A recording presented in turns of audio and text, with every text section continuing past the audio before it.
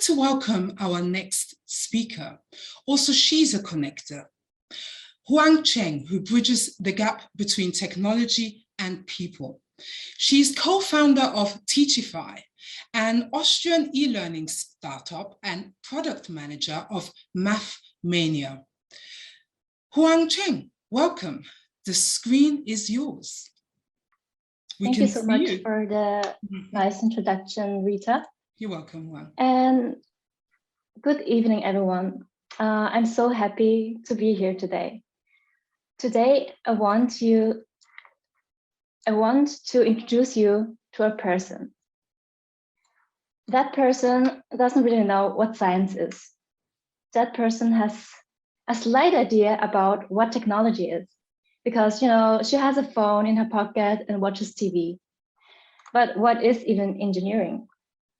But hey, she has heard of mathematics at school. She's learning it every day, but she doesn't really know why she's learning it for. Guess what? That person was me when I was younger. Sadly, I would not be the only one thinking like this. Currently, in Austria alone, 24,000 STEM professionals are missing, resulting in a loss of added value of 3.8 billion euros per year in Austria alone. Also, to tackle current and future challenges such as the climate crisis or health-related issues such as COVID, we also need researchers and professionals in the STEM area. So yet now with 25, I consider myself as a STEM professional. Today, I'm a programmer and co-founder of a startup that tries to motivate middle schoolers to learn mathematics through STEM jobs. Wait, what? What's happened in between? Are you confused? I'd also be confused if someone told me that 7 to 8 years ago. So what actually happened in between? Let me tell you, it was pure coincidence. In my last year at school, I was thinking about pursuing a career in tourism. But while I was bored, I browsed on the internet and found UAS on Peloton and thought, hey, media technology, that sounds interesting, because I could imagine to do something creatively with filmmaking and music making. When I applied, I didn't know that I'd get in touch with game development, electrical engineering, UX design, and I didn't know that I would try out virtual reality for the very first time and also pursue a master in that field. I definitely wasn't expecting that I would find such an enthusiasm for STEM education in general. But at this point, I had so many eureka moments. Finally, I knew that I needed vectors to move a game avatar from A to B. Finally, I've used statistics in a real-life context. And finally, I was using functions in a programming code, and I was able to create something with value out of nowhere. I was hooked and realized, yes, this is my passion. I love how much value I could create with those skills. Yet remember, it all started with a coincidence. If I had never applied to that specific university with that specific course, maybe I wouldn't have gotten in touch with STEM that deeply. And I'm pretty sure that I wouldn't find passion in that field. And probably I'd be added into the statistics of missing STEM professionals. That's why we at Teachify don't want it to stay a coincidence, whether or not students get in touch with STEM. So this is why Mathmania was born, a tool for middle schoolers that serves as a bridge between school math and real-life jobs. Mathmania makes mathematics tangible. With exciting AR learning games, we offer students an experience that are based on reality and draws on their environment and interests. And the special thing about it is each exercise is a case study from a real company. And these learning stories provide an insight into an everyday working life and the role mathematics plays in. This makes it easy for students to grasp and to finally understand why they need mathematics in the first place. And at the same time, the companies have the opportunity to build an exciting and immersive employer branding experience that will be remembered much longer than a 2-second ad on social media. So the idea is that students in school can use it for free, and companies or universities pay to get the chance to portray themselves within the app and show the students that they are good employers and that they might be interesting company to work at in the future. Mathmania is a tool developed by Teachify. We started in 2019 as Archimedes and rebranded it to Teachify and Mathmania. In our last 2.5 years, my co-founders and I have learned so much through user research and business model validation. Although we're still in early stage, we do have several prototypes tested with users. We are in contact with a few companies. I mean, we're still looking for potential partners, but still we have learned so much now, and we're now trying to combine all the learnings into an MVP this summer. And although we're still in early stage and we're still learning so much, I think we will continue learning our entire life since we are all lifelong learners. So although we are still learning a lot and we are in early stage, I'm going to share 3 key learnings from our journey so far and how they will affect the future of Mathmania and the future of education. So first, the fight for attention is real. What do we have here? Recommendations over recommendations. Everything is fighting for attention. Even news outlets, the things that are supposed to be the most objective thing in the world, is also fighting for your attention. Where do you look at first? What will you choose to spend your valuable time with? We're also thinking whether we should or should not go with this trend. But we've realized that personalization is not an option anymore. Using catchy titles and pictures to trigger the interest of students is not only important, but it's a must-have to even get the attention of the young learners. During one of our user tests, a person said, "Oh my God, I really regret that I take part at this user test." But when he opened the app and was like, "Oh my God, although I don't like math, electric music and logarithm, I'd love to check it out." Additionally, there's another reason why personalization is a must-have. After grabbing students' attention, it's also important to adjust the skill level to the user, because we want to offer a satisfactory experience and boost students' confidence. That's why we have to create an algorithm that adjusts the skill level to the students and create personalized learning paths. Another interesting way to get students' attention is through immersive technology. I'm really passionate about immersive technology, which is why at the beginning, we almost solely focus on augmented reality. Immersive technology is really great for grabbing people's attention, to offer possibilities to free exploration, and to understand the connection between 3D and so the real life and the formula calculating on the paper. Nonetheless, it was interesting to see that for real mastery is, of course, also necessary to have 2D representations, because that's what students are used to and what schools want and need. The next tip, the next key learning would be, it is important to learn how to learn with new media. Although technology is great, I mean, you can get any information within seconds by Googling it, but the status quo of e-learning is not that easy as it seems. I mean, how can you learn something profoundly when you really have the urge to check your text messages every 30 seconds?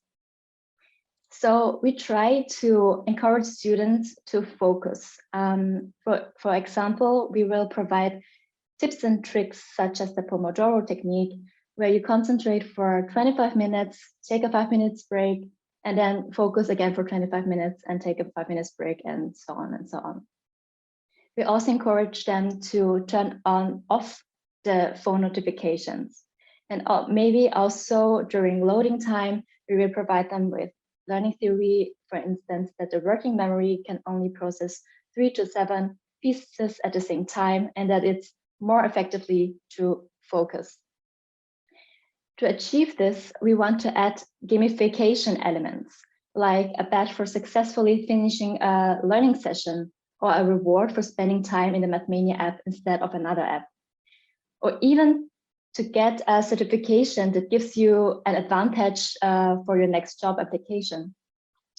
But still, we need to also design for different player types. So according to Bartle's player type analysis, there are 4 different player types, which are the achiever, explorer, socializer, and killer. Those are really interesting names, right?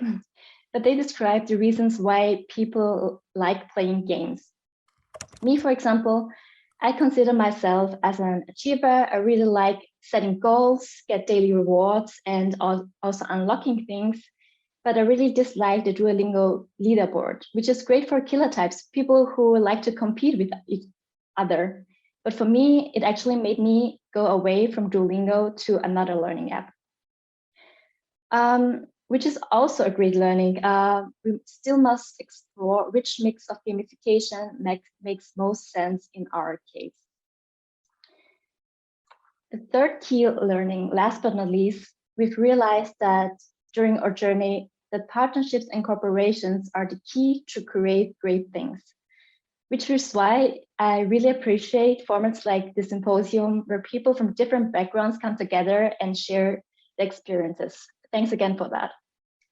So why do we need corporations? Content creation, so for the content creation, we need to consider multiple parties, such as students, teachers, but also companies and universities with their real life case studies.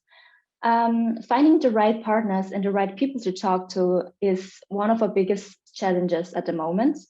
But still, we really believe that bringing interdisciplinary teams together by, for instance, making design sprint workshops or hackathons, we can create experiences that, on the one hand, covers our requirements from different stakeholders, but also to create a much more valuable outcome and impact. Also, when we tested our prototype, students were fascinated by one feature, which was by using the app and learning specific skills that you can actually get certifications that improves your chances to land a job. They ask, wow, does mathematics really play such an important role in the job that the skills I've learned in Mathmania are recognized by the companies? So to enable this, also multiple parties need to play together. So now I want to give you a recap about the 3 key learnings. In the first part, the fight for attention is real. I've mentioned that even news outlets are fighting for attention, which is why personalization is important, and which is why empathizing with the user's current environment is important. Modern technology can help getting the attention of students.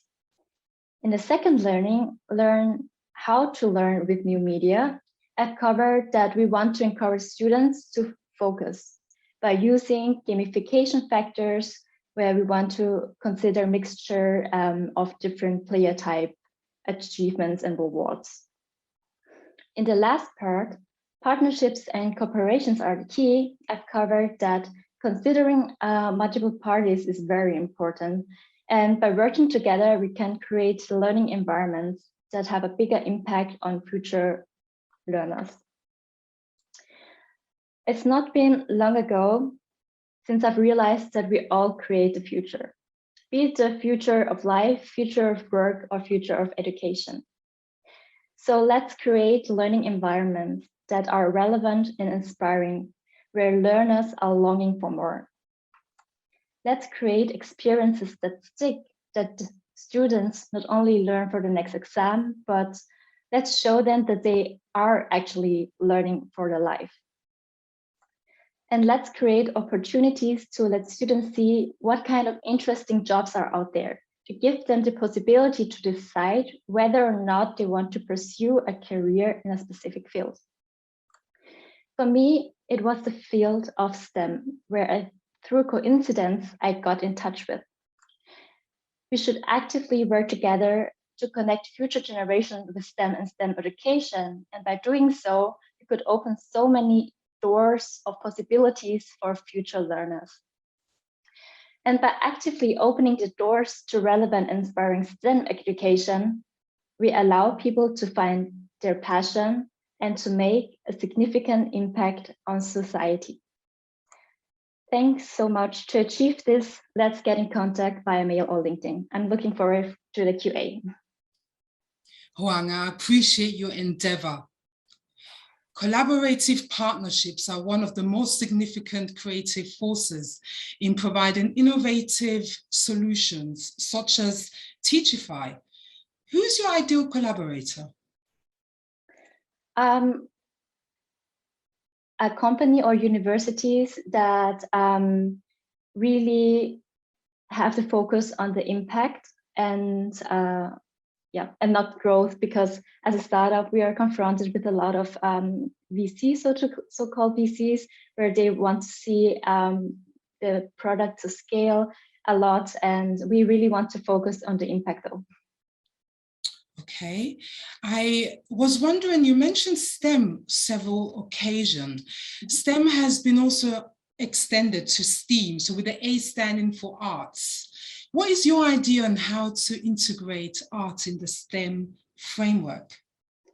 I feel like that through art, I got in touch with STEM in general. So it's not either or, especially with virtual reality, for instance. You can create so many interesting artistic environments, learning environments, or any experience basically. And I think it's not either or, and it's actually good to increase it with the arts. Absolutely. Now, you mentioned earlier as well that one of your apps collaborates music, electromusic with maths. So in that way, that's a representation of STEAM. Yeah, exactly. Yeah. So I'm actually looking through the chat and I can see it being very active. I have Nada mentioning that art could be a good vehicle to avoid coincidence for learning. So I agree, why not have STEAM? And Satish Kumar mentions future is also about adding research to make it stream. Nice. I really like that as well. Me too. Absolutely. So before we move on to our next speaker, there's just one thing that I would like you to mention very quickly in 1 or 2 words. How would you define the future of education? I had many ideas in mind, maybe inspiring, door openers, or lifelong. Lifelong, that one sticks. Yeah. Thank you much for Thank you so much. sharing your knowledge, Huang. Thank you very much. Thank you.